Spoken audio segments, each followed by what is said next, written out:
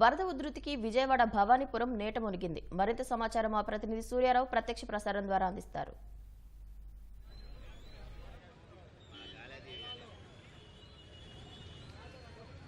విజయవాడలో సింగనగర్, ఉడా కాలనీ, రాజీవ్ నగర్ కాలనీతో పాటు భవానీపురం ప్రాంతంలో కూడా వరద ఉధృతి చాలా ఎక్కువగా ఉంది. కృష్ణమ్మ పొంగి పొరలడంతో ఆ కట్టపై నుంచి నీరు వచ్చి ఈ స్వాతి సెంటర్, అలాగే శివాలయం వీధి, అలాగే ఈ దర్గా సెంటర్ మొత్తం అన్ని కూడా జలమయంగా మారే. గత 2 రోజులుగా వీరంతా కూడా నీటిలోనే కాలం వెల్లదీస్తున్న పరిస్థితి చాలా మంది చూడొచ్చు. మన ఇది విజయవాడ హైదరాబాద్ జాతీయ రహదారి. మొత్తం నిత్యం వాహనాలు తిరిగే ఈ ప్రాంతం ఇప్పుడు రద్దీగా మారింది. మొత్తం టూ వీలర్స్ పెద్ద వెహికల్స్ తప్ప చిన్న వెళ్ళే అవకాశం లేదు. మొత్తం 2 కిలోమీటర్ల మేరకు రహదారి అంతా చాలా ప్రాబ్లం గా మారింది. మొత్తం మీద ఈ ప్రాంతం అంతా ఇప్పుడు జల విలయంగా మారింది. మొదటి 2 రోజులు బుడమేరు వల్ల ఇబ్బందులు ఎదుర్కొంటే ఈ 3వ రోజు నుంచి కృష్ణమ్మ కరకట్టపై నుంచి పొంగు పొరలడంతో ఈ పరిస్థితి ఏర్పడింది. చాలా మంది చూడొచ్చు, నీటిలోనే వీధుల్లో నుంచి నడుచుకున్న పరిస్థితి మనం చూడొచ్చు. వీరందరూ అనారోగ్యంగా ఉన్న వారిని ఈ నీటిలోనే తీసుకొచ్చే పరిస్థితి మనకి కనిపిస్తుంది. ఒక్క స్వాతి సెంటరు, భవానీపురం, శివాలయం ఇదే కాదు, మొత్తం ఈ ప్రాంతంలో మొత్తం 2 కిలోమీటర్ల మేరకు ఈ పరిస్థితి ఏర్పడింది. మొత్తం అయితే వీళ్ళంతా వీధిలో నీటిలోనే మోకాళ్ళలోతు నీటిలోనే ప్రయాణం చేస్తున్నారు. మరోవైపు పోలీసులు ట్రాఫిక్ను క్రమబద్ధీకరిస్తున్నారు. ఎందుకంటే ఇది జాతీయ రహదారి కాబట్టి రద్దీగా ఉంటుంది. ఎట్టి పరిస్థితుల్లో ఆగకుండా ఉండడానికి శతవిధాల ప్రయత్నం చేస్తున్నారు. మొత్తం మీద కొంతమంది స్థానికులు అయితే మనతో పాటు ఉన్నారు. అసలు ఎందుకు వరద వచ్చిందో, ఎలా ఎందుకు వచ్చింది వరద? पूरा 3 दिन भी पानी आ गया, बहुत परेशानी हो गई इधर में, बहुत ज्यादा परेशानी आ गई इधर में। तेलुगु नहीं आता हमको, हिंदी आता। बहुत परेशानी आ गया, पानी पूरा भर गया, पूरा घरा में खाने पीने का भी प्रॉब्लम हो गया हम लोगों को।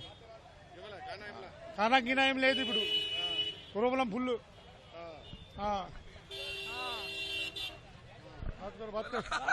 అదే 3 రోజుల నుంచి ఇదే పరిస్థితి ఉంది. కనీసం తినడానికి కానీ తాగడానికి కానీ నీళ్ళు లేదని చెప్తున్న పరిస్థితి మనం చూడొచ్చు. కృష్ణమ్మ కరకట్ట పొంగి పైకి రావడంతో ఈ పరిస్థితి ఏర్పడింది.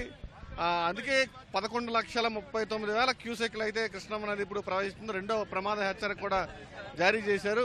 ఇది మరింత పెరిగితే ఈ ప్రాంతాల్లో ప్రభావం చూపే అవకాశం ఉంది. మరోవైపు స్థానికులు కూడా తమ ఇళ్లకు వెళ్ళాలంటే మోకాళ్ళతో నీటిలోనే వెళ్లాల్సిన పరిస్థితి ఏర్పడింది.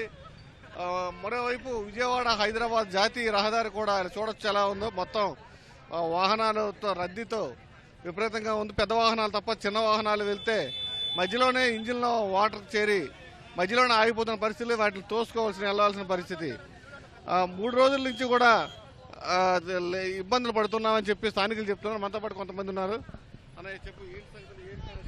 అన్ఎక్స్పెక్టెడ్ గా ఏ విధమైనటువంటి ముందస్తు సూచన ఇవ్వకుండా వచ్చిందండి నీరు.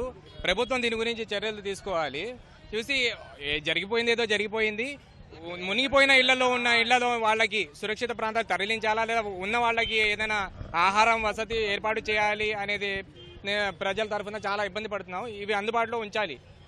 ఇప్పుడు ఒకటి ఇల్లు మునిగిపోయి ఉంది ఒక ఎత్తు అయితే, ఈ తర్వాత రోగాలు బారిన పడటం, ఇళ్లలో తిండి ఏం లేదండి. అసలు ముందస్తు ఏం చేసుకోలేదు మేము.